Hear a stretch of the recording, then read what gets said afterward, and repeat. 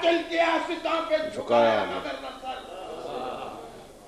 لی جس نے سانس رشتہ شاہی کو توڑ کر، جس نے کلائی موت کی رکھتی واہ، تاریخ دے رہی ہے یہ آواز دم بدم، دشت صبا تو تاریخ دے رہی ہے یہ آواز دم بدم، صبر مسیح و جرت سقراط کی قسم، دشت ثبات عزم میں دشت برائے غم، اس راہ میں ہے صرف ایک انسان کے قدم، جس کی رگوں میں آتش بدر و حنین ہے، اس سورما کا عشق گرامی،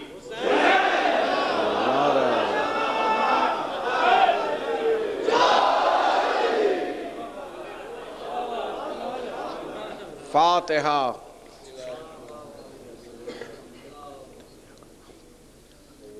مستقیم صراط الذین اللہم صل علی لا حول ولا قوة الا باللہ العلی العظیم۔ اعوذ باللہ السمیع العلیم من الشیطان اللعین الرجیم۔ بسم اللہ الرحمن الرحیم۔ الحمد للہ رب العالمین، والصلاة والسلام علی سید الانبیاء والمرسلین، سیدنا و مولانا بالقاسم محمد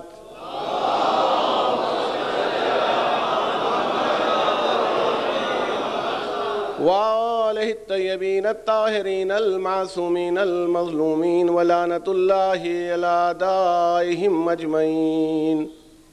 استغفر اللہ الذی لا الہ الا هو الحی القیوم الرحمن الرحیم، ذو الجلال والاکرام، واسألہ ان یتوب علی توبۃ عبد ذلیل خاضع فقیر بائس مسکین مستکین مستجیر، لا یملک لنفسہ نفعا ولا ضرا ولا موتا ولا حیاتا ولا نشورا۔ اما بعد فقد قال اللہ تبارک و تعالی فی کتابہ المجید والفرقان الحمید وقولہ الحق، لقد ارسلنا رسلنا بالبینات وانزلنا معهم الکتاب لیقوم الناس والقسط۔ صلوات۔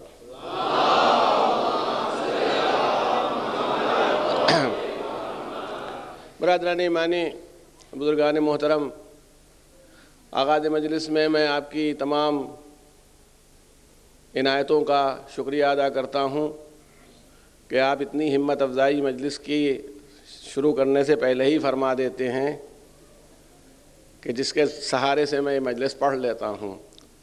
مجھے معلوم ہے کہ جن حضرات میری سامنے ہیں اس سے کہیں زیادہ وہ ہیں جو میرے سامنے نہیں ہیں، مومنین اور تشریف فرما ہیں دوسری جگہ پر، لیکن اگر ہمیں اس پر اس لیے یقین ہوتا ہے کہ ہم کو ہمیشہ سے غیب پر ایمان رہا ہے،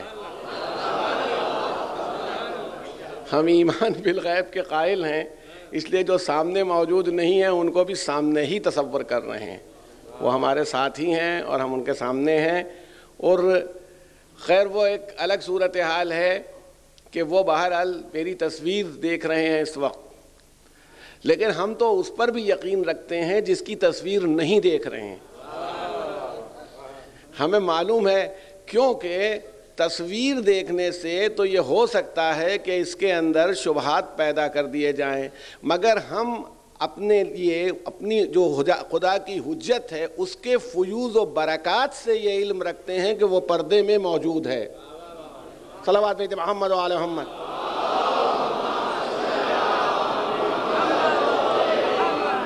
قرآن مجید کے اس کی آیت میں سورہ حدید جو ہے بالکل سورہ واقعہ کے فوراً بعد ہے، آپ دیکھ سکتے ہیں، اس کی تقریباً آخری آیت ہے، 25ویں آیت شاید۔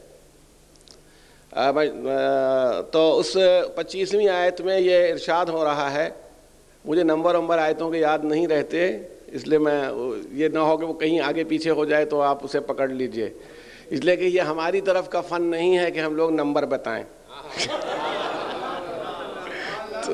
تو ہمارے یہاں یہ ہوتا ہے کہ نمبر ہم اس لیے نہیں بتاتے، چھوڑ دیتے ہیں کہ آپ گھر میں جا کے نمبر خود ڈھونڈیے اور اس طرح سے تلاوت کلام پاک کا ثواب حاصل کیجیے۔ بھائی سب ہم ہی کریں گے کہ کچھ آپ بھی کیجیے گا؟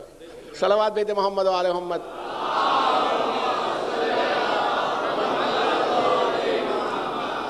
لقد ارسلنا، تاکید کی جا رہی ہے، قد بھی تاکید ہے اور لام بھی تاکید ہے۔ یہ عربی زبان جاننے والے علماء بتائیں گے کہ اس کے اندر کتنی، اب اللہ تو جو کہہ دے اس میں تو یوں ہی تاکید ہے، لیکن اس کے باوجود بھی عربی زبان کے اعتبار سے تاکید کی جا رہی ہے۔ ارسلنا، بھیجا ہم نے، اور پھر ہم نے بھیجا۔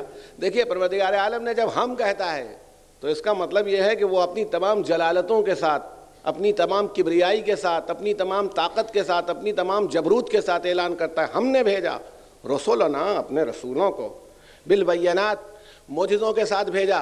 ایسے ویسوں کو نہ مان لینا ہے کہ کبھی یہاں کھڑے ہو جائیں، لیکن پاکستانی بھی بہت ہیں یہاں ماشاءاللہ، کوئی آ جائے تمہارے درمیان کچھ الٹا سیدھا لے کر کے تو مان نہیں لینا، بینات طلب کر لینا۔ اور بینات مانگنے کی بھی اس آدمی سے ضرورت نہیں، کیونکہ جب ہمارا آخری آنے والا 1400 سال پہلے یہ بتا چکا کہ میرے بعد کوئی نہیں آئے گا، تو اب کسی کے آنے کے لیے تحقیق کی بھی کوئی ضرورت نہیں، اس لیے کہ کم سے کم اس مجمع کے بعد اتنا بڑا ثبوت موجود ہے کسی نئے نبی کے نہ آنے کا رسول اللہ صلی اللہ علیہ وسلم کے بعد، جو کسی کے پاس نہیں ہے۔ اس لیے کہ اگر کوئی نبی ہو سکتا تو علی سے بہتر کوئی ذات ہی نہیں تھی۔ علی ابن ابی طالب کے لیے پیغمبر کا یہ فرما دینا کہ یا علی، تم کو مجھ سے وہی نسبت ہے جو ہارون کو موسیٰ سے تھی، مگر لا نبی بعدی، میرے بعد کوئی نبی آنے والا نہیں ہے۔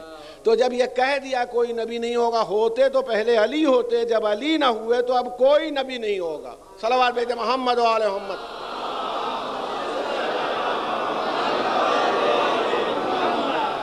ہے یہ علم ہے کہ اس میں تو کوئی، ہم کو تو شبہ ہی نہیں، ہم تو تلاشی نہیں کریں گے۔ اچھا آپ لوگ گھبرایا نہ کیجئے، آپ کے یہاں تھوڑی سی کم ترقی ہوئی ہے، وہاں نبی آتے ہیں، ہمارے یہاں سیدھے سیدھے خدا ہی آتا ہے۔ ہندوستان میں نبی بھی نہیں آتا ہے، یہ فلاں بھگوان ہے، یہ اوشو بھگوان ہے، یہ وہ ہیں، ہر سال 2-4 پیدا ہوتے رہتے ہیں۔ تو جب ہم لوگ خداؤں کو، یہ باطل خداؤں کو جھیل لیتے ہیں، ہم کو معلوم ہے کہ یہ آئے ہیں، ایک دن مر جاتے ہیں، ختم ہو جاتے ہیں، چلے جاتے ہیں، پھر وہ ہوتا ہے کہ کوئی بات نہیں ہے، ابھی نئی کسی روح میں آ جائیں گے اور پھر سے جنم لیں گے اور پھر سے پیدا ہوں گے۔ تو جب ہم ان باطل خداؤں کی خدائی پر یقین نہیں رکھتے تو آپ ان جھوٹے نبیوں کی جو اس دور میں آ رہے ہیں ان کی نبوت سے کیوں پریشان ہیں؟ نہ وہ جو الہی نمائندہ ہوگا وہ بینات لے کے آئے گا، اور بینات بھی اگر کچھ دکھانا چاہے جس کو وہ بینات نہ ہو کہہ رہا ہو تو ضرورت نہیں، کیونکہ جو بینات پیش کر چکا، جس کی نبوت بالکل مستحکم ہے، اس نے اپنے بعد کوئی نہیں آئے گا اس کا اعلان کر دیا ہے۔ وہ آتا ہے اور صرف بینات نہیں لاتا، کتاب لے کے آتا ہے، قانون حیات لے کے آتا ہے۔ اس قانون حیات کے ساتھ بات یہیں پر ختم نہیں ہوتی، میزان لاتا ہے۔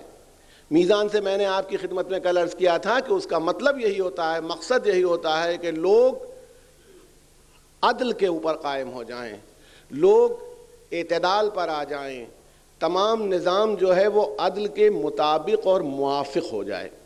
یہ اس کا مقصد ہوتا ہے کہ انسانی معاشرہ، انسانی سماج، سوسائٹی عدل کے اوپر مبنی سوسائٹی کو نبی بنائے۔ وہ آتا اسی لیے ہے، ہر نبی، ابراہیم کی بھی یہی کوشش، موسیٰ کی بھی یہی کوشش، عیسیٰ کی بھی، 1,24,000 انبیاء کے انداز میں اور کوششوں میں کبھی کوئی فرق نہیں رہا، سب یہی بنانا چاہتے ہیں۔ اگر 1,24,000 نبی کوشش کر رہے ہوں کہ عدل کے نظام کو قائم کر دیں، اور شیطان اور اس کے حوالی موالی یہ کوشش کر رہے ہوں کہ اس نظام کو نہ آنے دیں اور دنیا اسی صورت میں ختم ہو جائے، تو پھر شیطان کامیاب۔ اس لیے کہ کوشش اللہ نے بھی اپنے انبیاء کے ذریعے سے کی، ابلیس نے بھی کی۔ وہ یہ چاہتے تھے نظام عدل قائم ہو جائے، اس نے نظام عدل قائم نہیں ہونے دیا تو وہ کامیاب ہو گیا۔ اس لیے عقلی ضرورت یہ ہے کہ نظام عدل قیامت کے پہلے آ جائے۔ ہمارے کہنے سے نہ مانیے، رسول کی اعلان ہو رہا ہے، وَلَوْ كَرِهَ الْمُشْرِكُونَ، مشرکوں کو چاہے جتنا ناگوار کیوں نہ ہو جائے، اللہ اپنے دین کو غالب کر کے رہے گا، اور اللہ کا دین جب غالب ہوگا تو عدل آئے گا۔ اس کا مطلب ہے کہ پردہ غیب میں جس حجت کا دنیا انتظار کر رہی ہے وہ اسی لیے کر رہی ہے کہ دنیا نظام عدل کے آنے سے پہلے ختم نہ ہو. اور یہ بات صرف یعنی کہ مسلمانوں کے دماغ میں، میں یہ کہتا ہوں ہر ذہن میں بیٹھی ہوئی ہے، ہر دماغ میں اندر. دیکھیے میں آپ کے سامنے اس بافہم مجمع ہے، اس نے بہت تاریخ کا مطالعہ کیا ہے. میں پوچھتا ہوں یہ کہاوت جو سیاسی کہاوت ہے، جو تاریخ کی کہاوت ہے، the king can do no wrong ہے، بادشاہ سے، سوورن سے کوئی غلطی نہیں ہوتی. King can do no wrong, یہ انگلش کی کہاوت ہے، کہی جاتی بادشاہ سے یا کوئین سے کوئی غلطی نہیں ہوتی، وہ غلطی نہیں کر سکتے. یہ ہے پورا ذہنوں میں بیٹھا ہوا ہے. نمرود یہی کہتا تھا، فرعون یہی کہتا تھا. مگر میں اب آپ سے پوچھتا ہوں کہ آج حاکموں کو جب گدی چھوڑنی پڑتی ہے کہ ان کے فلاں سے تعلقات تھے، تو کیوں چھوڑنی پڑتی ہے؟ تو وہ تو غلطی کر ہی نہیں سکتا، جو چاہے کرے. اب وہ صدر فرانس دیکھیے کیا کیا کر رہے ہیں، آپ اخبارات میں دیکھتے رہتے ہیں. تو ان پر تبصرہ کیوں ہوتا ہے؟ بھائی وہ صدر ہیں، جو چاہیں کریں. وہ اس کا مطلب یہ ہے کہ عوام اپنے ذہن میں یہ تصور رکھتے ہیں کہ جو آدمی بھی حاکم کی حیثیت سے کرسی پر بیٹھے اس کو معصوم ہونا چاہیے. ذہن انسانی ایک عصمت مآب کی تلاش میں ہے جو حاکم کی حیثیت سے کرسی پر آ جائے. جب غیر معصوم آتا ہے اور کردار میں اس کے کمی نظر آتی ہے تو ہر آدمی پریشان ہوتا ہے اور چاہتا ہے کہ یہ نہ بیٹھے. کبھی بیٹھا ہوتا ہے تو اتارتا ہے، کبھی الیکشن میں ہراتا ہے. یہ ساری کوششیں ہو رہی ہیں، مگر نمرود کے وقت میں نہیں تھیں، فرعون کے وقت میں نہیں تھیں. وہ بیٹھا ہوا تھا، جو کہتا تھا وہی ہو رہا تھا. یہ مقولہ، یہ کہاوت وہیں سے آئی. اب آپ کو اندازہ ہوا ہوگا کہ علی ابن ابی طالب نے مسند خلافت پر بیٹھ کر کے اس کرسی کے معیار کو اتنا بلند کر دیا کہ دنیا ذہنی طور پر غیر معصوم کو قبول کرنے کے لیے تیار نہیں ہے.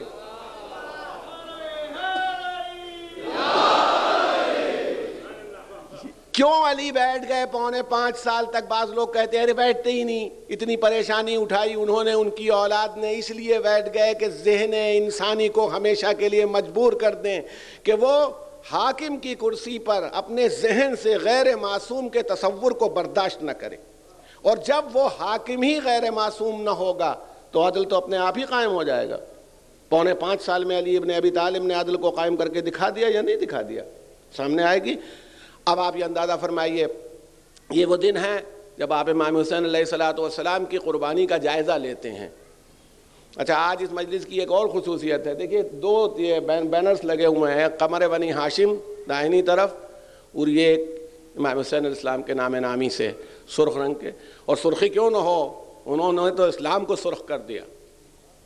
یہ سرخ بین یوں تو یہ کسی جگہ پر لکھ دیے جائیں محترم ہیں، مگر ان دونوں بینرز کی اپنی ایک خصوصیت ہے، مگر وہ میں بتاؤں گا نہیں. یہ دونوں بینرز جو ہیں اپنی ایک خصوصیت رکھتے ہیں، آپ کے سامنے موجود ہیں، مگر بعض باتیں ایسی ہیں جو غیب میں بھی رہنی چاہیے. تو اس لیے یہ بلا وجہ نہیں لگائے گئے. ہو سکتا ہے اس سے خوبصورت بینر بن جاتے، مگر ان کی جو خصوصیت ہے اس خوبصورتی کے باوجود ان کو اس خوبصورت بینر پر فوقیت حاصل ہے. صلوات بھیجتے محمد و آل محمد.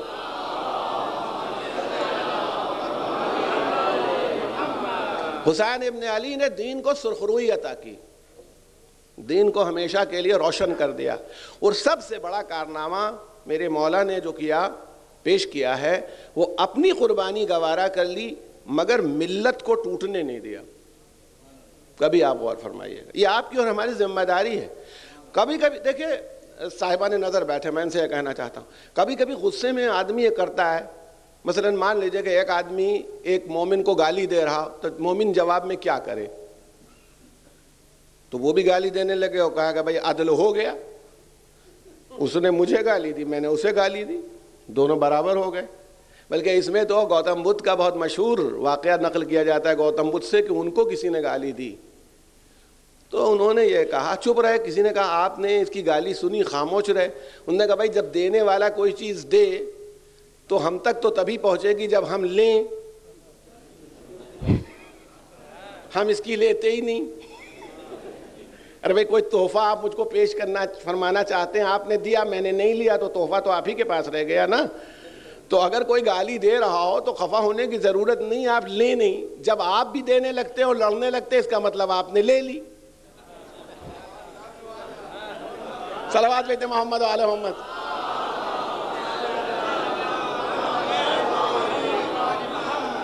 کسی نظم کو قائم کرنے کے لیے، کسی یا عادلانہ نظام کو قائم کرنے کے لیے بڑی قربانی کی بھی ضرورت ہوتی ہے. یہ تھوڑی کہ اپنے آپ سب قائم ہو جاتا ہے، اس کے لیے کوشش. تو امام حسین علیہ السلام نے ملت کو بکھرنے نہیں دیا. دیکھیے جب بیعت کا مطالبہ کیا گیا مدینہ منورہ میں امام علی مقام سے، تو میں سمجھتا ہوں کہ جو کچھ بھی ایک مومن کے ساتھ ایک غیر مومن یا ایک گناہگار آدمی جتنی بھی اہانت اور بے ادبی کرنا چاہتا ہو، یہ اس سے بڑی بے ادبی ہے.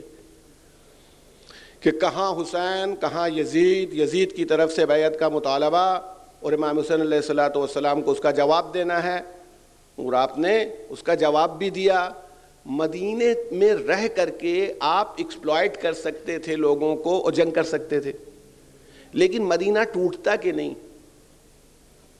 مدینہ منورہ جو حرم رسول تھا، بعد امام حسین جب واقعہ حرہ میں لوگوں نے یزید کی بیعت توڑ دی، اور یزید کی بیعت توڑنے کی وجہ سے یزید کی فوجیں آئیں اور انہوں نے مدینہ منورہ کو تاراج کیا. یہ تاریخ کہہ رہی ہے 3 دن تک مسجد نبوی میں گھوڑے بندھے رہے، جن گھوڑوں نے مسجد نبوی کو نجس کیا. 3 دن تک استبل بنی رہی مسجد نبوی یزید کے آدمیوں نے. اور اب وہ سارے مظالم تو میں اس ممبر سے بیان بھی نہیں کر سکتا، نہ اس لائق ہیں ہماری تہذیب کے کہ میں اس کو یہاں سے بیان کروں جو اس نے کیا. تو امام حسین علیہ السلام نے مدینہ چھوڑا ملت کی آبرو بچانے کے لیے. انہیں کوئی خطرہ نہیں تھا مدینے میں رہنے کے باوجود بھی. وہ لڑتے تو شہادت تو ہو ہی جاتی. مکہ میں آئے 8 ذی الحجہ کو جو لوگ حج کرنے کے لیے جاتے ہیں اور تڑپ رکھتے ہیں، ارے کیا ہمارا ایمان کیا ہے ہم میں. امام حسین نے 25 حج پیدل کیے، انہیں معلوم ہے حج کیا ہے. آپ جس وقت کہتے ہیں لبیک اللہم لبیک لا شریک لک لبیک، جب آپ کہتے ہیں آپ کچھ نہیں سنتے، مگر جب وہ پکارتے ہوں گے کہ لبیک، تو میں کہتا ہوں کہ شاید حجر اسود بھی آواز دیتا ہو. جب وہ بڑھتے ہوں گے تو خانہ کعبہ، یعنی یہ تھوڑی ہے کہ ہمارا خانہ کعبہ کا طواف کر لینا اور ہے، ان کا خانہ کعبہ کا طواف کر لینا اور ہے. خود خانہ کعبہ گویا متوجہ ہوتا ہوگا کہ فرزند رسول آپ کے قدم تو آ جائیں. ایسا نہ ہوتا تو امام زین العابدین حجر اسود کی طرف بڑھتے اور مجمع کائی کی طرف پھٹ جاتا. کوئی گاج کر کے دکھا دے. مگر اس کا مطلب ہے کہ ان کے قدموں کی شان کچھ اور ہوتی ہے، ان کے بڑھنے کا انداز کچھ اور ہوتا ہے. جس نے اتنے حج کیے ہوں، جو حج کی صحیح روح سے واقف ہو، وہ 25واں حج پہ ادا کر چکا ہو. 8 ذی الحجہ کو حج چھوڑ کے چلا جائے. بہترین جگہ ایکسپلائٹ کرنے کی. مسلمانوں مجھے قتل کرنے کے لیے لوگ آ گئے، کھڑے ہو جاؤ میرے ساتھ، ایک زبردست جنگ ہو، اچھے خاصے لوگ ایکسپلائٹ کر لیے جائیں. ارے جناب عبداللہ ابن زبیر برسوں مکے کے اندر محفوظ رہے اور لڑتے رہے یزید کی فوج سے. کیا امام حسین معاذ اللہ کوئی کمزور آدمی تھے ان کے مقابلے میں؟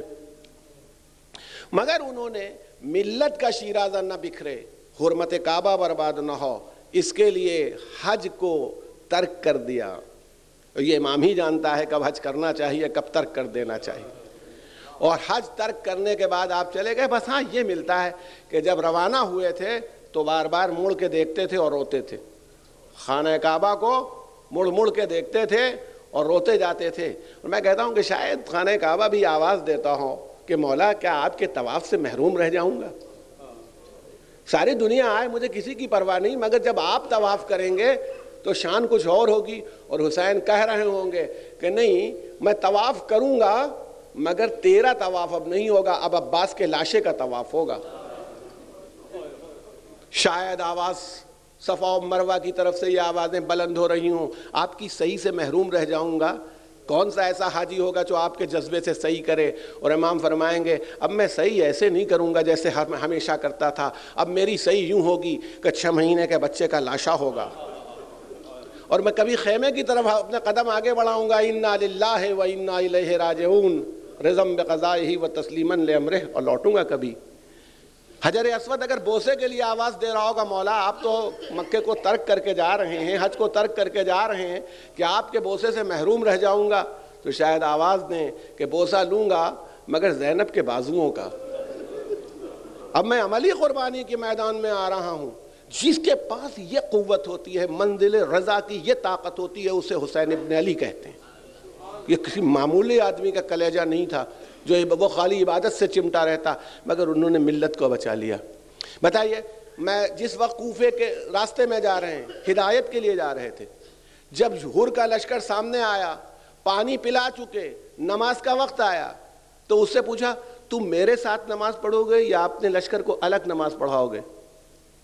یعنی یہ نہیں ہے، بتائیے جس کو پانی پلایا ہو اس سے کہتے میں اذان دینا شروع کر دیتے، سامنے کھڑے ہو جاتے، آؤ پڑھو، زبردستی نہیں۔ یہی کہتا ہوں دین میں جبر نہیں ہے، لا اکراہ فی الدین، دین میں کوئی کمپلشن نہیں ہے۔ امام حسین نے اس سے پوچھا میرے ساتھ نماز پڑھو گے یا الگ سے نماز پڑھاؤ گے ان لوگوں کو اپنے ساتھ؟ اس نے کہا نہیں فرزند رسول آپ نماز پڑھائیے، ہم آپ کے ساتھ ہی نماز پڑھیں گے۔ تب امام آگے کھڑے ہو گئے اور نماز پڑھائی آپ نے۔ یہ بتائیے ہادی کی حیثیت سے کوفے جا رہے تھے، اب جب معلوم ہو گیا کہ وہاں پر ابن زیاد بیٹھا ہوا ہے اور وہ آپ کو گرفتار کرنا چاہتا ہے، تو سیدھے بڑھتے کہ اب لڑ لیا جائے، مقابلہ کر لیا جائے، مگر آپ نے ملت کے شیرازے کو بچانے کے لیے یہ بات بھی نہیں کی کہ کوفے کی طرف بڑھیں، بلکہ اپنے راہ کو بدل دیا کہ یہ الزام نہ ہے۔ یہاں تک کہ صبح عاشور بھی آپ نے جنگ سے پہلے خطبہ ارشاد فرمایا، اور خطبہ ارشاد فرمانے کے بعد اپنے موقف کو اتنا واضح کر دیا کہ کوئی لڑنے کا جواز ہی نہیں رہ گیا۔ تمہارا کوئی مال لیا ہے، تم میں سے کسی کو قتل کیا ہے، یہ امام حسین علیہ السلام نے سب پوچھا ہے، اور کیوں تم میرے قتل کے اوپر مجتمع ہو گئے ہو، کیا بات ہے؟ مگر کسی کے پاس کوئی جواب نہیں تھا۔ آخر میں پسر سعد نے جب جنگ کو شروع کیا تو یہی کہا لشکر والو گواہ رہنا، پہلا تیر حسین کی طرف میں پھینکتا ہوں۔ گویا امام حسین علیہ السلام نے ملت کے شیرازے کو منتشر نہ ہونے دینے کی جو آخری کوشش تھی وہ بھی صبح عاشورہ کر کے دکھا دی۔ میں کہتا ہوں مسلمانوں کم سے کم اپنا شیرازہ تو نہ بکھرنے دو۔ اگر واقعی ہم سب حسینی ہیں، سنی ہوں شیعہ ہوں، اپنا شیرازہ نہ بکھرنے دیں، متحد رہیں اگر حسین کو خراج عقیدت پیش کرنا چاہتے ہوں۔ اب دیکھیے ہم کہتے ہیں ان باتوں پر آئیے دین میں سملیرٹیز تلاش کریں۔ مثلا ہم سنی ہیں، آپ شیعہ ہیں، آئیے دونوں بیٹھ کر کے دیکھیں کہاں کہاں ہم لوگ ملتے ہیں۔ ہم میں اختلاف کم ہے، اتفاق زیادہ ہے۔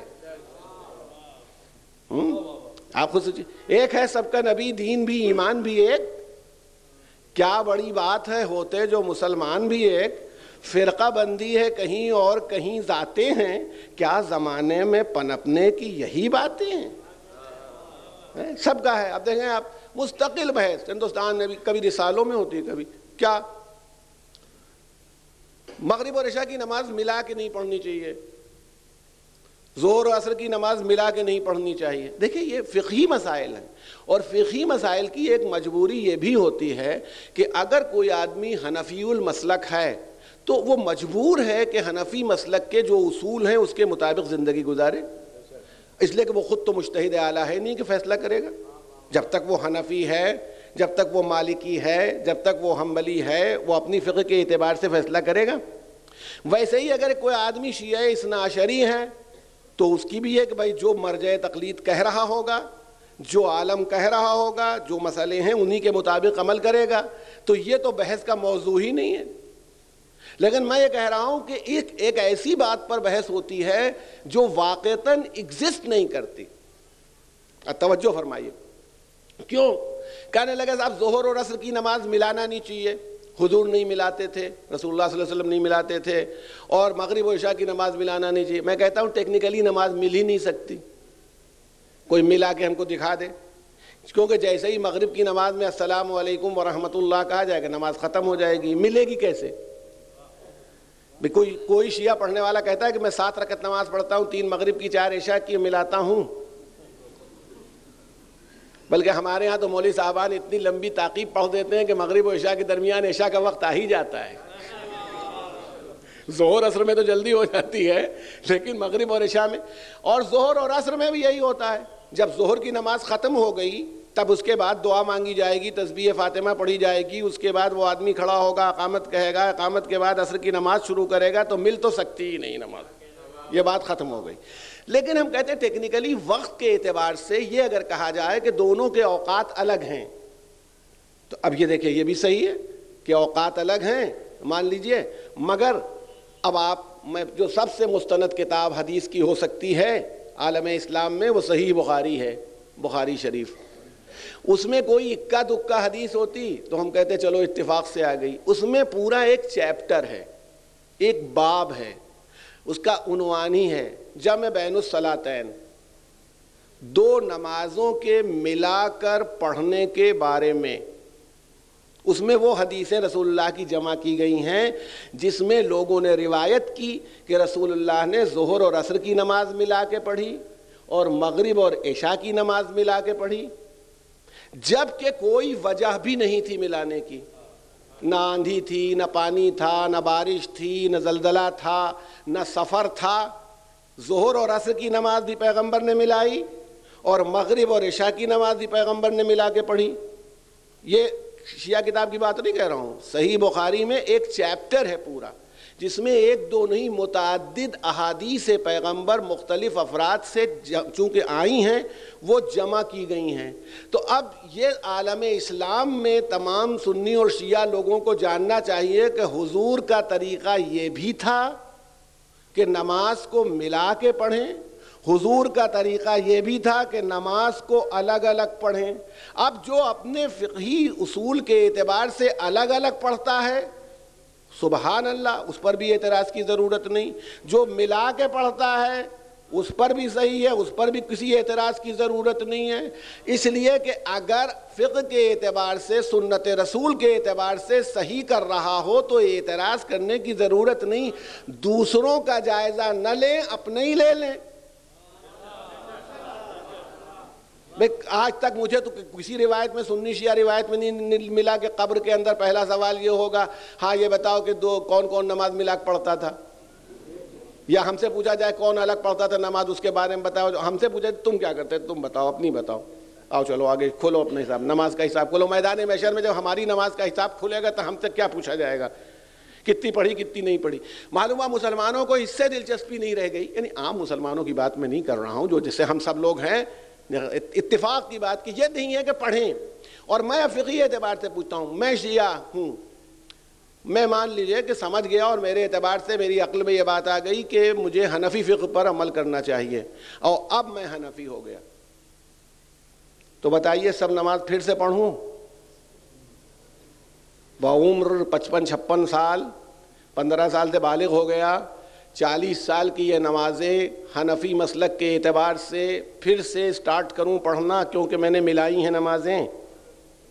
تو وہ کہیں گے نہیں، تو اس کا مطلب ہماری وہ والی مانتے ہیں جو ہم پڑھ چکے. اور ایک حنفی شیعہ ہو گیا، اور شیعہ ہونے کے بعد اس کو مان لیجئے وہ بھی 55 سال کا، 40 سال کی نماز، تو شیعہ مسلک میں کہا جائے گا کہ چلو پھر سے سب روزے رکھو، جلدی کھول لیتے تھے، چلو پھر سے نماز پڑھو، ہاتھ باندھتے تھے تم کھول کے پڑھو. نہیں، کہیں گے جو روزے تم نے رکھے تھے وہ سب صحیح، جو نمازیں تم نے پڑھی تھیں. اس کا مطلب ہے اسلام کے مختلف مکاتب فکر یہ بات تسلیم کرتے ہیں کہ جو فقہی اعتبار سے جو عمل کر رہا ہے وہ درست ہے. تو جب فقہا اس بات کو تسلیم کرتے ہیں تو یہ جاہل عوام کیوں لڑتے ہیں؟ صلوات بھیجیں محمد و آل محمد.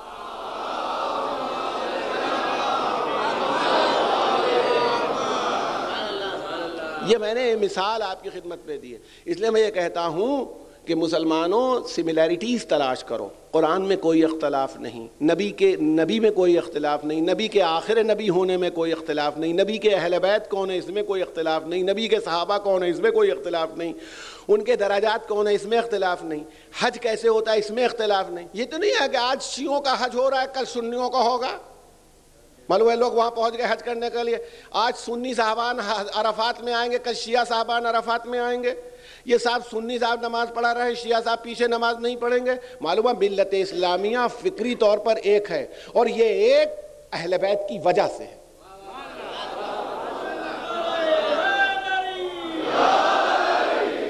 اس لیے کہ جب امیر المومنین قرآن, وہ جو قرآن جمع کر چکے تھے, لے کے آئے اور قرآن نہیں لیا گیا, تو انہوں نے اس قرآن کو پبلک نہیں کیا, ورنہ آج 2 قرآن موجود ہوتے. یہ قرآن ایک رہ گیا. کوئی آدمی کام کرتا ہے, اگر کوئی کتاب لکھتا ہے تو جی چاہتا پبلش ہو جائے, کوئی پبلشر نہ ملے, فری پبلش ہو جائے. تو کم سے کم اتنا تو مل ہی جاتا. کچھ لوگ ہوتے, 2 قرآن ہوتے تو ملت اسی میں بٹ جاتی, یہ والا کہ وہ والا. ارے جب ترجموں میں ہنگامہ مچا ہوا ہے تو قرآن میں اختلاف ہوتا, متن میں تو کیا ہوتا. اہل بیت نے قرآن میں اختلاف نہیں ہونے دیا, حج میں اختلاف نہیں ہونے دیا, نماز میں اختلاف نہیں ہونے دیا, کسی چیز میں اختلاف نہیں ہونے دیا. تو اس کا مطلب یہ ہے کہ مسلمانوں کو اگر امام حسین کو صحیح خراج عقیدت پیش کرنا ہے تو وہ اتحاد اختیار کریں, اختلاف نہ کریں. صلوات بھیجیں محمد و آل محمد.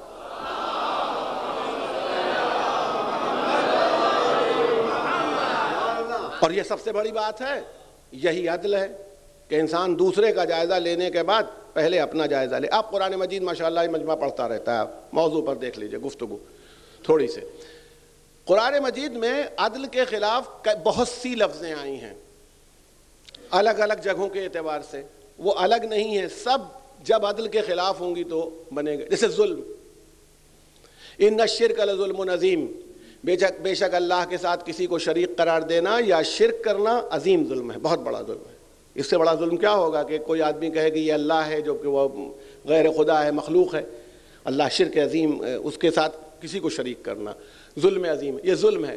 ظلم کی ڈیفینیشن کیا ہے؟ اب وہ تو کہوں گا اگر وہ بچے سمجھیں گے بھی نہیں جو اردو نہیں جانتے, ظلم کی تعریف کیا ہے, کہیں گے ظلم بھی کوئی ایسی چیز ہے جس کی تعریف کی جائے.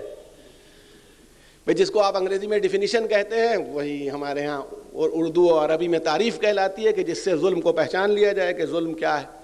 کہ ظلم کو وہ ہوتا ہے جس میں کسی شے کو اس کی صحیح جگہ سے ہٹا دیا جائے, اور جتنا اس کی صحیح جگہ سے اسے گرایا جائے گا اتنا ہی بڑا ظلم ہوگا. ہر جگہ یہی ہوتا ہے. اچھا بھی نہیں لگتا. مثلا میں بیٹھا ابھی ٹوپی سر پر لگی ہوئی, پسینہ زیادہ آنے لگا, ٹوپی تو پیروں میں چلی گئی اور موزے کان میں پہن لیے. ایک موزہ اس کان میں, دوسرا موزہ اس کان میں. تو بتائیے کہ ارے بھائی میرا موزہ میں کان میں پہنوں, پیر میں, آپ سے کیا مطلب. مگر معلوم ہوا کہ ذہن انسانی پر بار ہوتا ہے, جو چیز جہاں کی ہو وہیں رہے, ورنہ ذہن انسانی اسے پسند نہیں کرتا. تو اس کا مطلب یہ ہے ظلم قرآن جہاں جہاں نقل کرتا ہے ظلم نہ کرو, تو ظلم کسی شے کو اس کی صحیح جگہ سے ہٹانے کے معنی میں استعمال ہوتا ہے, اس کو ہٹا دیا جائے. اب دیکھیں دوسرا لفظ آ رہا ہے طغیان. طغیان کیا کہتے ہیں؟ اپنی حد سے گزر جانے کو, اپنی حد سے نکل جانے کو طغیان کہلاتا. کہا دریا آج کل طغیانی پر ہے. سیلاب آ گیا, باڑھ آئی ہوئی ہے, فلڈ آیا ہوا ہے, تو پہلے دریا حدوں میں بہتا تھا, یہ اس کی حد تھی, اس میں دریا بہہ رہا تھا. اور جب سیلاب آیا, اس نے پانی بڑھا تو اس نے حدوں کو توڑ دیا, گاؤں بہہ گئے اور شہر میں پانی دھس گیا. تو کہتے کیا ہیں کہ دریا میں طغیانی آ گئی. اس کا مطلب اپنی حد میں نہیں رہ گیا. قرآن منع کر رہا ہے طغیان نہ کرو. طاغوت کہتے ہی ہیں اس کو جو اپنی حد میں نہ رہے. یہ اسی طاغوت بھی اسی طغیانی سے ہے. اگر شیطان اپنے حد میں رہتا تو قدرت اسے سزا نہ دیتی. اپنی حد سے آگے بڑھ گیا, اللہ کے بنائے ہوئے کے سامنے کھڑا ہو گیا. اللہ نے کہا میں نے بنایا ہے, یہ میرا خلیفہ ہے, میں بنانے جا رہا ہوں, وہ اس کو میں سجدہ کر رہا, سجدہ کرو. اے حضور, اس نے کہا میں تجھے کروں گا. یعنی اس اعتبار سے تو بڑا پکا موحد تھا, میں تیرے علاوہ کسی کو سجدہ نہیں کروں گا. اللہ کہہ رہا بھائی اس کو سجدہ کر دے, کہتا ہے میں تو تجھ کو سجدہ کرتا ہوں. تو توحید تو پوری پکی ہے اس کی. مگر قدرت ایسی خالص توحید کو قبول ہی نہیں کرتی. توحید میرے لیے سجدہ کرنے کا نام نہیں ہے, بلکہ میرے حکم پر سجدہ کرنے کا نام ہے. طغیان, تجھ میں طغیانی آ گئی, میرے بنائے ہوئے کے مقابلے میں کھڑا ہو گیا. تو میرے مقابلے میں کھڑا ہو جائے جو بنائے ہوئے کے, وہ طاغوت ہی ہوگا. کھڑا ہو جائے اب 10,000 سال میں اس نے ایک نماز پڑھی تھی، اسے 10,000 میں 10 لاکھ سال میں پڑھی ہوئی ہو، وہ کسی کا ایک سجدہ بھی قبول کر لیتا ہے اور کسی کی ہزاروں سال کی عبادت کو رد کر دیتا ہے. ہاں یہ تو اس کا ہے کہ وہ جانتا ہے کہ مجھے کیا سمجھ کے یہ نماز پڑھ رہا تھا. جب میرا حکم ہی نہیں مانتا تو بات کیا مانے اس کی؟ تو اس کا مطلب وہ طاغوت تھا، طغیان، حد سے بڑھ جانا. قرآن دیکھیں یہ لفظ بھی دیکھ لیجیے، عدوان اسی کا ڈیریویٹو ہے. اعتدا، قرآن نے یہ سارے لفظ استعمال کیے جو مختلف جگہوں پر آیتوں میں آپ کو ملتے رہتے ہیں. یہ سب گویا عدل کے خلاف ظلم کی تفسیریں ہیں جو الگ الگ ہو رہی ہیں. عدوان ہے، اعتدا ہے، طغیان ہے، اپنی حد میں نہ رہ جانا، بخل، کنجوسی، جتنا خرچ کرنا چاہیے اتنا نہیں کرتے، جہاں دینا چاہیے. ابھی کہہ دیا بھائی حسینیہ زہرا میں یہ کام ہونا ہے، زمین خریدی جانی ہے، پیسہ دو. اب فنڈ نہیں رہ گیا، اب سب کے بینک بیلنس ختم ہو گئے، اب کسی کے پاس نہیں رہ گیا. ابھی جس جگہ باتیں ہو رہی تھی، شیخی بگھاری جا رہی تھی، میرے پاس اتنے ملین ہیں اور میرے پاس اتنے ٹریلین ہیں، یہ ساری گفتگو ہو رہی تھی. دین کا معاملہ آیا، پیسے دو، اب کسی کی جیب میں نہیں ہے. یہ بخل ہے. بلکہ ہاں بخل کی تو ہمارے یہاں ایسی قسمیں بتائی گئیں ہندوؤں میں. وہ کہتے ہیں کہ وہ ایک سوم ہوتا ہے، ایک تو کنجوس ہے جو مکھی چوس ہوتا ہے، کنجوس کے بھی آگے ہوتا ہے، سوم کہلاتا ہے وہ. تو وہ اس کی وہ خالی بخل نہیں کرتا بلکہ اس کے لیے مشہور یہ ہے کہ وہ ایک اسی قسم کی کہ سوم سے اس کی بیوی نے پوچھا، آج صبح سے تم رنجیدہ بیٹھے وہ کیا بات ہے؟ کیا تمہاری جیب سے کچھ گر گیا یا کسی کو تم نے کچھ دے دیا؟ تو اس نے کہا نہیں، نہ جیب سے کچھ گرا ہے نہ کسی کو کچھ دیا ہے. ایک آدمی کو دوسرے کو دیتے دیکھا ہے، اس سے بس رنجیدہ بیٹھا ہوا کہ کیوں اس نے دے دیا. تو سوم اس طرح کے بھی ہوتے ہیں کہ جو کسی کو اگر سخاوت کرتے دیکھیں تو ان کو رنج ہونے لگتا ہے. وہ آپ خود بتائیے کہ کہیں وہ علی کو دیکھ لیتے کہ ایک روٹی کے بدلے میں اونٹوں کی قطار دے رہا ہے. صلوات بھیجتے محمد و آل محمد.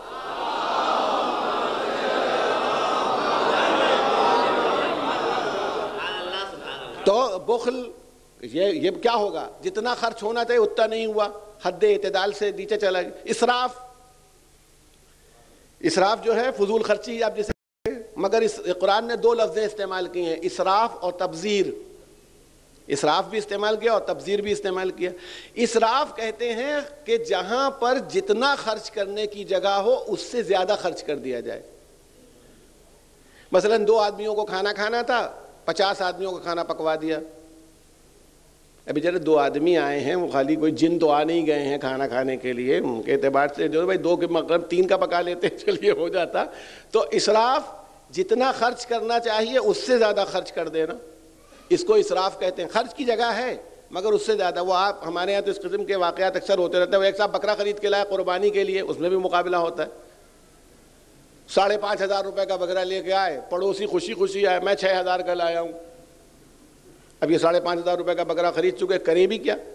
کھٹ سے جیب سے نکالا نوٹ 1,000 روپے کا، بکرے کو کھلا دیا. کہا اب میرا 6,500 کا ہو گیا، تمہارا 5,500 کا ہے، میرا 6,500 کا ہے. مثلا اس کا 1,000 بڑھ گیا، 6,500. یہ اسراف ہے. اور یہ آپ اس کو ایک مذاق سمجھ رہے ہیں. ابھی دیکھیں بمبئی میں میں نے ٹیلی ویژن پر اس طرح کی خبریں بہت آتی ہیں، یہ 1.5 کروڑ کا بکرا ہے. بھئی 1.5 کروڑ کا کیوں؟ اس کی ایک کان کی طرف لا الہ الا اللہ لکھا ہوا ہے اور ادھر محمد لکھا ہوا ہے. یہ لا الہ الا یہ ہے. اور اس کو کاجو کھلایا گیا ہے، اس کو بادام کھلایا گیا ہے اس بکرے کی تیاری میں. جناب بکرے کی غذا اللہ نے نہ کاجو بنائی نہ بادام بنائی. اس کو مزہ بھی نہیں آتا ہوگا، اسے گھاس کھا کے جتنا مزہ آتا ہوگا وہ. آپ خود سوچیے اگر آپ کسی بکری کو گلاب سونگھنے کے لیے دے دیجئے کہ لو سونگھو، تو جب اس میں شعور ہی نہیں ہے گلاب سمجھنے کا، اسے کیا فائدہ ہوگا؟ وہ تو کھانا چاہتی ہے. اسے آپ گلاب کی پتیاں کھلا دیجئے یا دھوپ گھاس، ایک جیسی بات ہے. تو یہ ہے اسراف کے خرچ کرنے کی جگہ تھی، چارہ دینے کی ضرورت ہے، اس میں آپ کاجو دیں، یہ اسراف. تبذیر اسے کہتے ہیں کہ جگہ نہ ہو خرچ کرے، اسے تبذیر کہتے ہیں. اور تبذیر میں کیا کرتا ہے آدمی؟ مثلا مان لیجیے پیسہ لیے ہوئے ہیں، انہوں نے کہا لو اس کو دریا میں ڈال دیں. اب وہ ہمارے یہاں رجواڑے جو تھے، بڑے بڑے وائسرائے آئے تو معلوم ہوا راجہ صاحب پٹیالہ نے کیا کیا، 100 روپے کے نوٹ کی گڈی سے چائے بنوائی. 100 روپے کے نوٹ نیچے گڈی میں جل رہے ہیں اور چائے کیتلی میں چڑھی ہوئی، وہ گرم ہو رہی ہے. تو چائے تو وہی بنے گی، چاہے چولہے پر بنا دی جائے، چاہے نوٹ کی گڈی اس کے نیچے لگا دی جائے. یہ تبذیر ہے. آپ فساد، خروج الشیء عن الاعتدال، جب اعتدال سے کوئی چیز ہٹ جائے تو فساد ہے. یہ تمام الفاظ ہیں جو قرآن مجید نے مختلف جگہوں کے اوپر استعمال کیے ہیں. کہیں ظلم کہا ہے، کہیں عدوان کہا ہے، کہیں اعتداء کہا ہے، کہیں پر بخل کہا، کہیں پر اسراف کہا، کہیں تبذیر کہا. اور یہ کہ اللہ اس کو دوست نہیں رکھتا، اللہ اس کو پسند نہیں کرتا، یہ ساری باتیں بتائیں. اس کا مطلب ہم نے یہ نکالا اور اس نتیجے پر پہنچے کہ اگر کوئی چیز بھی حد اعتدال سے گھومتی ہے اور الگ ہوتی ہے، بس جیسے ہی حد اعتدال سے ہٹی اور وہاں پر وہ عدل کے باہر ہو گئی، اور جہاں عدل کے باہر ہوئی وہ اللہ کو محبوب نہیں ہے، نہ زندگی گزارنے میں محبوب ہے، نہ رشتے قائم رکھنے میں محبوب ہے، بحد اعتدال کے باہر گئی. اس لیے کہ اس نے خود کہا وَالسَّمَاءَ رَفَعَهَا وَوَضَعَ الْمِيزَانَ، ہم نے آسمان کو بنایا اور ہم نے میزان کو قائم کیا. اللہ تطغوا فی المیزان، تو دیکھو ناپ تول میں کمی نہ کرنا میزان کے معاملے میں. اب بتائیے آسمان بنایا اور میزان بنائی، کیا معنی لے لیں؟ ایک عجیب بات ہے، آسمان بنایا اور میزان بنائی. دیکھیے صاحبان نظر بیٹھے ہوئے ہیں، آسمان پروردگار عالم نے بنایا تو آسمان خالی کوئی چیز تھوڑی ہے، اس میں گیلیکسیز ہیں، اس میں کہکشانے ہیں موجود ہیں. ان کہکشاؤں میں، ان گیلیکسیز میں اربوں ستارے ہیں، اتنے بڑے بڑے ستارے کہ جن کے مقابلے میں یہ دنیا رائی کے دانے کے برابر ہے. اتنے روشن ستارے کہ اگر کروڑوں سورج روشن کیے جائیں تو اس کی روشنی کے برابر ہوں.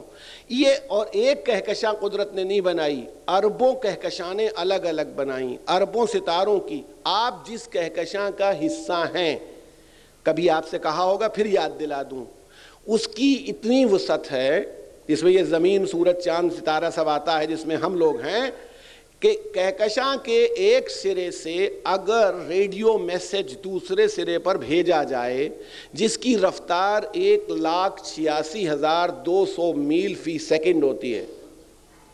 جب آپ ٹیلی فون کرتے ہیں تو جو آپ کی آواز جاتی ہے وہ 1,86,200 میل، جو کرنٹ کی سپیڈ ہے بجلی کے، اس سپیڈ سے اگر میسج بھیجا جائے کہکشاں کے ایک ستارے سے دوسرے، ایک سرے سے دوسرے سرے پر، تو آپ کے 1,00,000 سال لگیں گے. اللہ تعالیٰ نے جو کہکشاں بنائی ہے جس میں آپ ہیں، اس کے 1,86,200 میل کی رفتار سے چلنے والی آواز 1,00,000 سال میں پہنچے گی. ہیلو کہا جائے تو 1,00,000 سال بعد اگر کوئی ہو تو سن سکے. اور یہ آپ کی کہکشاں ہے. ایسی کہکشانے بھی ہیں جن کا پتہ ہی نہیں ہے ابھی. اور جب یہ چلتی ہیں کہکشانے تو اپنے حساب سے تو اربوں ستاروں کو مینج کیے ہی ہوئے ہیں، یہ ایک دوسرے میں دھنس کے نکل جاتی ہیں. اب آپ اس آیت کی عظمت ملاحظہ فرمائیں، وَالسَّمَاءَ رَفَعَهَا وَوَضَعَ الْمِيزَانَ، ہم نے آسمان کو بلند کیا اور اس میں میزان بنا دی. اتنی کہکشانیں، اتنے ستارے، مگر چلتے ٹکراتے نہیں ہیں. سب اپنی، سورہ یاسین میں کہا وَكُلٌّ فِي فَلَكٍ يَسْبَحُونَ، سب اپنے اپنے مدار میں، اپنے اپنے سرکل میں، اپنے اپنے راستے میں چکر لگا رہے ہیں، تیر رہے ہیں. کوئی ایک دوسرے کو ٹچ نہیں کرتا، نکل جاتا ہے. کیوں نہیں کرتا؟ کیونکہ ہم نے میزان پر قائم کیا ہے، ہم نے ان کو عدل اور اعتدال پر قائم کیا ہے. صلوات بھیجیں محمد و آل محمد.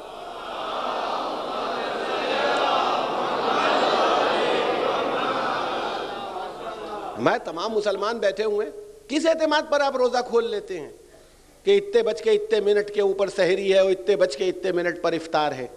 پتہ نہیں آج سورج نہ آئے وقت کے اوپر. صبح کی نماز کے لیے پہلے سے جاگ جایا کیجیے، آج سورج کا موڈ ہو گیا، جلدی اٹھ گیا تو کیا کر لیں گے.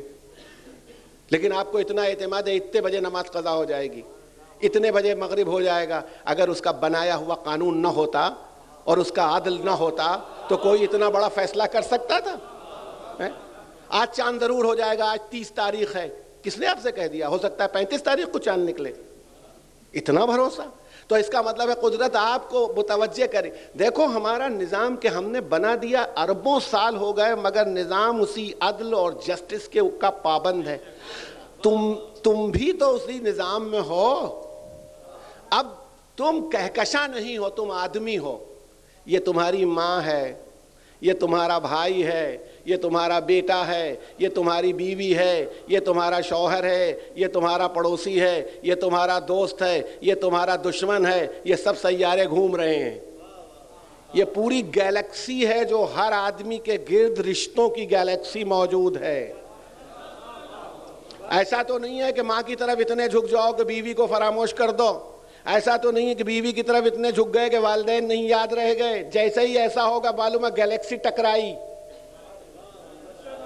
اختیار تمہیں ہم نے دے دیا، بس بات یہ ہے کہ ہم نے پوری کہکشاں کو مجبور بنایا تھا، تمہیں صاحب اختیار بنایا ہے. اب صاحب اختیار ہونے کے بعد اس کہکشاں میں جتنے سیٹلائٹس ہیں، جتنے ستارے ہیں، جتنے سیارے ہیں، ٹکرانے نہ پائیں. دوست تو دوست، اگر دشمن بھی آ جائے تو اس کا انداز وہی ہونا چاہیے کہ عدل سے منحرف نہ ہو. ذرا دیکھو جس کو ہم نے بنایا ہے اور جس کو ہم نے اختیار دیا، ذرا صفین میں آ کے دیکھو. ارے جب پہنچا ہے تو پانی کے گھاٹ پر قبضہ ہے، دشمن نے قبضہ کر لیا، پانی مل نہیں رہا ہے. پانی کی یہ حالت ہو گئی ہے کہ تمام افراد پریشان ہیں. علی ابن ابی طالب سے آ کے کہہ رہے ہیں کیا کریں، پیاسے مر جائیں. امام نے کہا کہ بات کر لو، پانی کے اوپر قبضہ نہ کریں. جب مجبور ہو گئے کہا قبضہ کر لو. آپ کے چاہنے والوں نے فرات پر قبضہ کر لیا. جیسے ہی فرات پر قبضہ کر لیا، اب دوسری طرف سے ایک ہنگامہ برپا ہو گیا. اب یہاں کیا ہوگا؟ اگر علی نے یہی کر دیا تو ہم کیا کریں گے؟ پانی اگر ہم پر بند کر دیا تو ہم کیا کریں گے؟ میں کہتا ہوں مجھے معرفت ہو یا نہ ہو، ہمارے آس کو معرفت تھی. اس نے امیر شام سے کہا بیکار پریشان ہوتے ہو، کیا تم علی کو اپنے جیسا سمجھتے ہو؟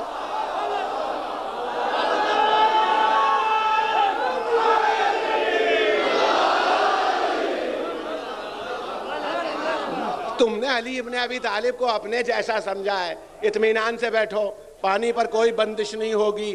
اور تھوڑی دیر گزری تھی کہ یہ اطلاعی اعلان ہونے لگا، پانی کے اوپر سب کو حق ہے، جو چاہے جائے اور پانی سے سیراب ہو. گویا علی ابن ابی طالب نے بتایا کہ گیلیکسی ایسے چلتی ہے کہ دشمن کے ساتھ بھی جب سلوک کیا جائے تو عدل نہیں فضل سے کیا جائے. صلوات بھیجیں محمد علیہ.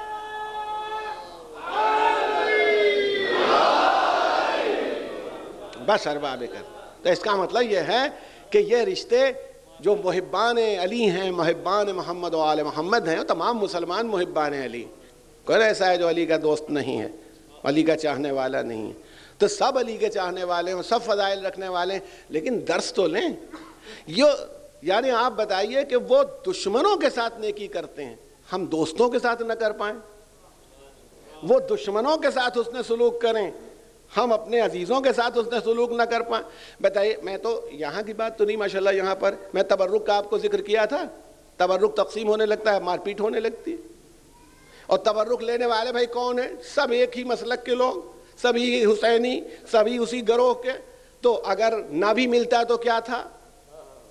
اگر کسی دوسرے کو مل جاتا ہماری طرف سے تو بہت اچھی بات تھی. مگر معلوم ہوا کہ ہم میں ابھی وہ جذبہ بھی نہیں پیدا ہو پایا کہ ہم دوستوں کے ساتھ حسن سلوک کر پائیں.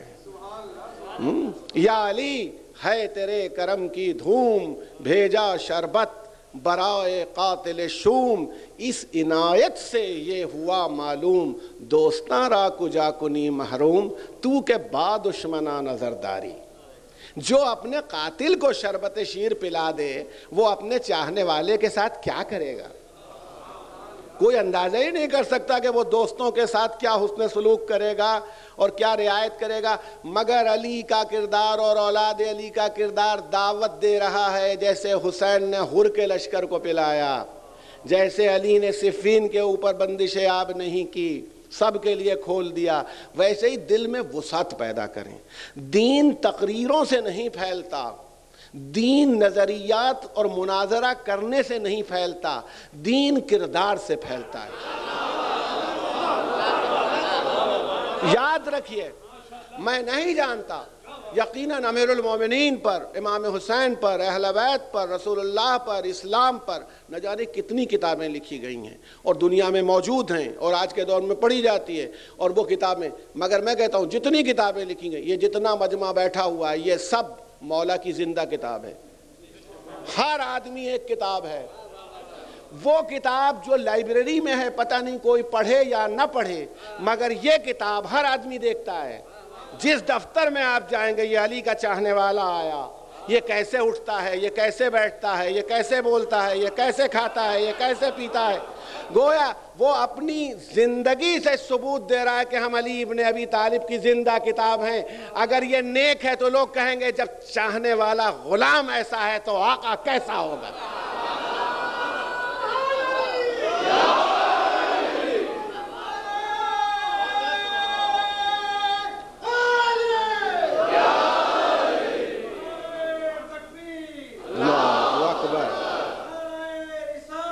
یا رسول اللہ،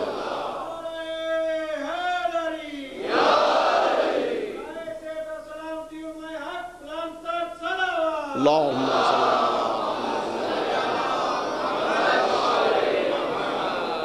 اب بس میرا اب اس سے زیادہ طولانی تقریر کر دینا یہ بھی خلاف عدل ہو جائے گا، کیونکہ کل ورکنگ ڈے ہے، اس لیے آپ کی خدمت میں بس اتنی گزارش کر کے اور آپ کی زحمت تمام کرنا چاہتا ہوں کہ آپ غور فرما لیجئے گا کہ ہمارے رشتے جو ہیں ہمیں اپنے اوپر بھی نظر رکھنی ہے۔ یہ ایام صرف کہیں بیٹھ جانے کا نام نہیں ہے، بلکہ ان تعلیمات کو اپنے اندر سمونے کا نام ہے۔ اور کیوں نہ ہو، اگر حر جیسا حضرت حر ہو سکتا ہے تو حسین کا تذکرہ ہم میں بھی تبدیلی لا سکتا ہے، ہمیں بھی بدل سکتا ہے، ہمارے کردار کو بھی بہتر بنا سکتا ہے۔ بات یہ ہے کہ جو جذبہ ہونا چاہیے، جو جذبہ حر تھا، اگر حسین کا عدل و اعتدال دیکھنا ہو، دیکھیں بالکل میں آپ سے کہنا چاہتا ہوں کہ کبھی یہ شان بھی ہوتی ہے، ہمارے یہاں نظر آتی ہے، معصومین میں بھی یہ شان ہوتی ہے کہ وہ اسی انداز سے گفتگو کرتے ہیں، کس کو بلائیں کس کو نہ بلائیں، کس کو راستے سے رخصت کر دیں کس کو اپنی طرف بلا لیں۔ ویسے ہی میرے مولا امام حسین نے بھی زہیر، دو آدمیوں کو بلایا خاص طور سے، ایک زہیر ابن قین کو بلایا اور ایک حبیب ابن مظاہر کو بلایا۔ زہیر ابن قین حج کر کے جا رہے تھے، وہ یقیناً ایمان تھا، یقیناً مسلمان تھے، لیکن سیاسی شعور کے اعتبار سے وہ اہل بیت سے قریب نہ تھے۔ سیاسی شعور کے اعتبار سے وہ اہل بیت کا جو مخالف گروہ تھا اس سے عقیدت رکھنے والوں میں شمار کیے گئے ہیں کربلا سے پہلے۔ تو وہ امام حسین سے کچھ اپنا خیمہ دور دور رکھتے تھے، حج کے بعد چلے تھے لیکن وہ دور پر خیمہ رکھتے تھے تاکہ سامنا نہ ہو، جسے ہم کہتے ہیں کہ ہم اوائڈ کر رہے تھے۔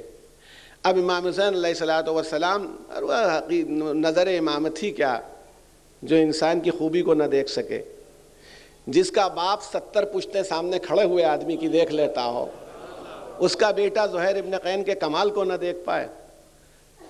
جناب زہیر ابن قین کو بلوایا، مگر اب امام نے بلوایا تو شان کیا رکھی زہیر ابن قین کی کہ اپنے لال علی اکبر کو بھیجا، میرے لال جاؤ اور میرا سلام کہنا زہیر ابن قین سے، اور کہنا کہ تمہیں بلایا ہے حسین ابن علی نے۔ اب آپ اندازہ کیجئے کہ کوئی جو ذرا سی بھی معرفت رکھتا ہو، اگر خواب میں بھی صحیح امام حسین علیہ الصلوۃ والسلام ایک جملہ کسی مومن کے لیے کہہ دیں تو اس کے لیے سند ہو جائے، چجائے کہ شہزادہ علی اکبر سفیر امام بن کر کے جا رہا ہو اور بابا کا سلام پہنچا رہا ہو۔ بس زہیر ابن قین امام کے پاس آئے، اور امام کے پاس آنا تھا کہ بالکل آپ کی صورت ہی بدل گئی۔ زوجہ سے بھی کہا جاؤ تم کو میں نے آزاد کر دیا، یہاں سے روانہ ہو جاؤ، پورا قافلہ بھیج دیا، اور امام حسین کے خیمے میں کے قریب آ گئے، اپنا خیمہ برپا کیا، ساتھ چلنے لگے۔ اور ادھر ایک دوسرا ہے جو حسین کا بچپن کا دوست ہے۔ یہ دیکھیے، میں کہہ رہا ہوں عدل دیکھ لیجئے گا، یہ نہیں ہے وہ ان کا پہلے سے کوئی ساتھ نہیں تھا مگر انہیں بلایا، ان کا بچپن سے ساتھ ہے، انہیں خط لکھا، من الحسین الغریب یہ حسین بے وطن کی طرف سے ہے، الی الرجل الفقیہ، ایسے مرد فقیہ کے لیے جو حبیب ابن مظاہر ہے، اور کہا تمہیں معلوم ہے میرا رشتہ جو اللہ کے رسول سے ہے، تم جانتے ہو، اور یاد رکھو کہ اب مجھے نصرت کی ضرورت ہے، میں گھر گیا ہوں، آؤ۔ اب حبیب کب پہنچے؟ آپ کو معلوم ہے زہیر تو بہت پہلے ہی سے ساتھ ہو گئے، حبیب اس منزل پر آئے جب انتظار ہو رہا ہے۔ بعض روایات میں کہ امام حسین نے مختلف رائت بنائے تھے اور اس میں سے سب کو رائت تفویض کر دیا تھا مگر ایک نہیں دیا تھا۔ لوگ یہ چاہتے تھے کہ یہ رائت مل جائے، کیونکہ امام حسین نے قلب لشکر جب بنایا تو کربلا میں قلب لشکر کی سرداری حضرت عباس کو عطا فرمائی، اور میمنہ کا جو بنایا حصہ اس کی سرداری جناب زہیر ابن قین کے حوالے فرمائی۔ نووارد تھے، تازہ آنے والے تھے، مگر امام کا عدل یہ ہے کہ اگر خوبی دیکھ لی، کمال و صفت دیکھ لی، قربانی کا جذبہ دیکھ لیا، تو میمنہ جو رائٹ ونگ ہے قلب لشکر کے داہنی طرف ہوگا، اس کی سرداری جناب زہیر ابن قین کو دی۔ کتنے آدمی؟ حسین کی کم سپاہ میں 20 آدمیوں کا میمنہ تھا، رائٹ ونگ کے 20 سپاہی۔ 20 سپاہی تو میں سمجھتا ہوں کہ کسی ایک ٹولی میں بھی نہیں ہو سکتے، اور میسرے کی سرداری کا جو میسرے کا علم تھا وہ انتظار کر رہا تھا کہ کوئی آ جائے، اور جب حبیب ابن مظاہر آئے، حبیب ابن مظاہر کے آنے کی اطلاع ہوئی تو امام خود اٹھے، اپنے دوست کے استقبال کے لیے آگے بڑھے۔ میرا ناصر آ رہا ہے، میرا حبیب آ رہا ہے، حبیب کے استقبال کے لیے امام آگے بڑھے، حبیب کو گلے سے لگا لیا۔ حبیب وہ وقت آ گیا جس کے لیے تم تھے۔ کیا تھا سن؟ کیا تھا جناب حبیب کا؟ 83 سال کا سن تھا، جنگ صفین میں لڑ چکے تھے، امیر المومنین کی دوسری لڑائیوں میں ان کا ساتھ دے چکے تھے، اپنی کمر کھول چکے تھے۔ اب مجاہدوں میں 83 سال کے آدمی کا شمار نہیں ہوتا، مگر حسین کی نصرت کے جذبے کی بنیاد پر کمر خمیدہ حالت میں جھکی ہوئی کمر کے ساتھ کربلا میں نصرت کرنے کے لیے آئے، اور خوشا حال حبیب تمہارا کہ تمہیں زینب اور ام کلثوم سلام کہیں۔ کیا کہنا حبیب کہ تم آؤ تو حسین تمہاری تعظیم کے لیے، تمہارے استقبال کے لیے آگے جائیں، اور جب آ جاؤ تو زینب تمہیں سلام کریں کہ حسین کے دوست، حسین کے ناصر تیرے اوپر سلام، ام کلثوم کہیں حسین کے ناصر تیرے اوپر سلام۔ میں کہتا ہوں حبیب کا آنا قوت کا باعث ہوا، اور کربلا کے میدان میں جب روز عاشوراء علم لشکر عباس کے حوالے کر چکے، میمنہ بن چکا، میسرہ بن چکا۔ آپ کو معلوم ہے ادھر سے میسرہ کس کے پاس تھا؟ شمر ذی الجوشن کے پاس تھا، جو حسین کا قاتل ہے، جس کو بڑا بہادر سمجھ کے لایا گیا تھا۔ اس کے 500 آدمیوں کے حملے کے مقابلے میں جناب حبیب نے 20 آدمیوں سے اس کے حملے کو پسپا کیا ہے۔ 83 سال کے سن میں جناب حبیب نے، اور ارشاد فرمایا تھا جب لڑنے کے لیے ادھر سے حملہ ہونے لگا، 500 سپاہی بڑھے، تو جناب حبیب ابن مظاہر نے کہا دیکھو ایسا کرو، اپنے نیزوں کی انی اپنی کمر میں لگا دو، نیزوں کو زمین میں گاڑ دو تاکہ تمہارے قدم پیچھے نہ ہٹیں، اس لیے کہ پیچھے ہٹو گے تو تمہارے نیزے خود تمہارے پار ہو جائیں گے۔ اتنے قوت اور ثبات کے ساتھ جناب حبیب ابن مظاہر نے لشکر کو پسپا کیا ہے۔ اور جب دشمن نے یہ کہا فرزند رسول ظہر کی نماز کا وقت ہوا، فرزند رسول تمہاری نماز قبول نہیں ہے، نماز ظہر پڑھنے سے کیا فائدہ، تو جناب حبیب نے کہنے والے کے گھوڑے کے منہ پر تلوار ماری، اور ایک مرتبہ حسین وہاں موجود نہیں تھے، سب سے کہا اب حسین سے کہہ دینا میرے آقا سے کہ یہ نماز میں ان کے جد کے ساتھ پڑھوں گا، اور دشمنوں کے اوپر حملہ کر دیا۔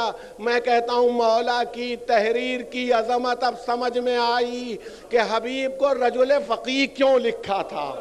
یہ مرد فقیہ فیصلہ کر سکتا ہے کہ کس موقع کے اوپر حملہ کرنا چاہیے اور کب نماز کے لیے رکنا چاہیے۔ یہ وہ نماز ظہر تھی جو حسین کے ساتھ حبیب نہیں پڑھ سکے، مگر ادھر حبیب کی شہادت ہوئی۔ ارباب کرم بس چند جملے، ادھر حبیب کی شہادت ہوئی، ادھر روایات میں ملتا ہے حسین گئے حبیب کے لاشے کے قریب، حبیب کے چہرے کو دیکھا اور چہرے پر امام کے آثار شکستگی آ گئے۔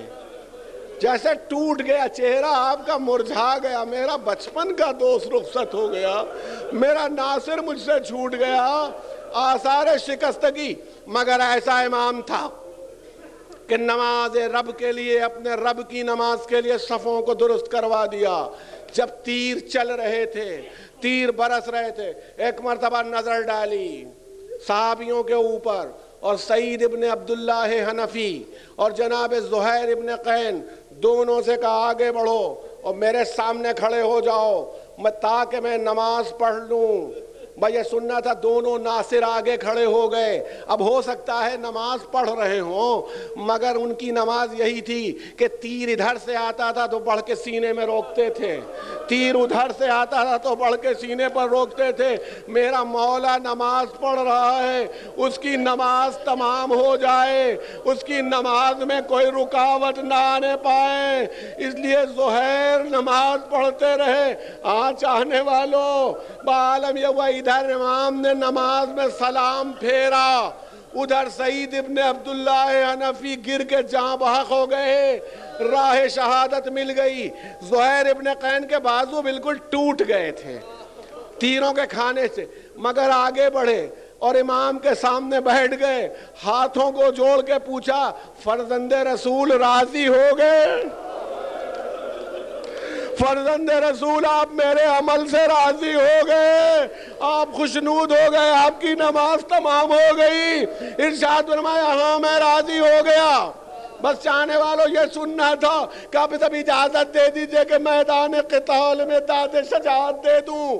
زہیر نے آنے کے بعد متعدد افراد کو قتل کیا، دنیا سے رخصت ہو گئے، میں مجلس تمام کر دیتا، آپ رو لیے تھے، مگر ہاں چاہنے والوں کبھی شجاع کے ساتھ اس کی زوجہ کا کردار بھی ایسا ہوتا ہے کہ جس کو بھلایا نہیں جا سکتا۔ زہیر ابن قین نے اپنی بیوی کو آزاد کر دیا تھا، تو چلی جا، مگر وہ تھوڑی دور پر اپنا خیمہ برپا رکھتی تھیں اور خبر لیتی تھیں، غلام کو بھیجتی رہتی تھی۔ کبھی غلام گیا خبر لایا آج پانی بند ہو گیا ہے، 7ویں محرم ہے، کبھی خبر لاتا تھا آج لتش لتش کی آواز بلند ہو رہی ہے، عاشور کے دن خبر لایا جنگ چھڑ گئی، حسین شہید ہو گئے۔ جب 11ویں محرم گزر گئی اور لشکر آدھا چلا گیا تو زہیر ابن قین کی زوجہ نے غلام سے کہا اے غلام چلا جا، میدان قتال میں تیرے آقا کا لاشا پڑا ہوگا، ہو سکتا ہے فرزند رسول کا لاشا دفن ہو چکا ہو، سب کے اجزاء موجود تھے، تیرا آقا تنہا تھا، ہو سکتا ہے اس کا لاشا دفن نہ ہوا ہو، تو قبر کھودنا، یہ کفن پہنانا اور زہیر کو دفن کر دینا، یہ آخری خدمت پوری کر دے۔ غلام کربلا کے بن میں آیا اور تھوڑی دیر گزری تھی کہ دوڑا ہوا اپنی آقا زادی کے پاس گیا، مالکہ کے پاس، روتا ہوا کفن ہاتھ میں لیے ہوئے۔ بی بی پوچھنے لگی کہ کفن تو نے کیا زہیر کو نہیں دیا؟ کیا زہیر دفن ہو گیا تھا؟ غلام کہتا نہیں بی بی، آقا کا لاشا پڑا تھا، کہا پھر کیوں دفن نہ کیا؟ زہیر کہتا ہے، زہیر کا غلام کہہ رہا بی بی 72 لاشیں پڑے تھے، حسین ابن علی کا لاشا پڑا تھا، ارے ایک کفن تھا، کس کس کو دیتا؟ اس لیے میں نے کہا جب زہیر کا مولا دفن نہ ہوا، جب زہیر کا آقا دفن نہ ہوا تو شاید زہیر اس کو قبول نہ کرے کہ غلام کا لاشا دفن ہو جائے اور آقا بے غسل و کفن پڑا رہے۔